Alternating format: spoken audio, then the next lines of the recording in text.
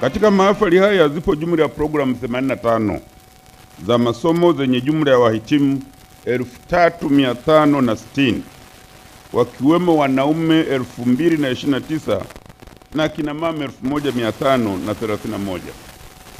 Wahitimu wa shahada za kwanza wanaostahili kutunukiwa shahada ya chuo kikuu cha Sokoine cha kilimo ni wahitimu 3275, yaani wanaume 1861 na kina mama 1413.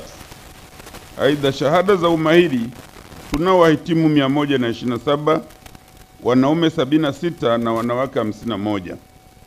Na wahitimu wa shahada za uzamivu wako 18, wanaume 12 na wanawake wako 6. Vile vile kuna wahitimu wa stashahada 100, wahitimu wa stashahada 38. Na katika mahafali ya leo wahitimu wanawake ni 1531 ambao ni sawa na 42.95% ya wahitimu wote. Mheshimiwa Mkuu wa Chuo, kama ilivyoelezwa na mwenyekiti wa baraza la chuo, chuo kimeendelea kutekeleza malengo na majukumu yake kama ilivyobainishwa kwenye mpango mkakati wa chuo wa mwaka 2021 mpaka 26. Naomba kueleza kwa ufupi sana majukumu yaliyotekelezwa na chuo toka mahafali ya 45 waliofanyika tarehe 22 Mei 2025. Katika kipindi hicho chuo kimetekeleza mambo mengi, lakini uniruhusu nitaje haya machache.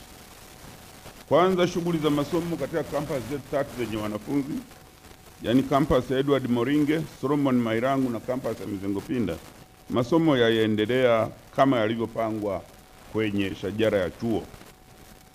Chuo kimelipa fidia ya ardhi yenye thamani ya takriban shilingi bilioni 1.68 kwa ajili ya malipo ya fidia ya mali, ardhi na posho mbalimbali, ikiwa ni pamoja na kifuta machozi kwa makaburi 18 kwa wananchi 12.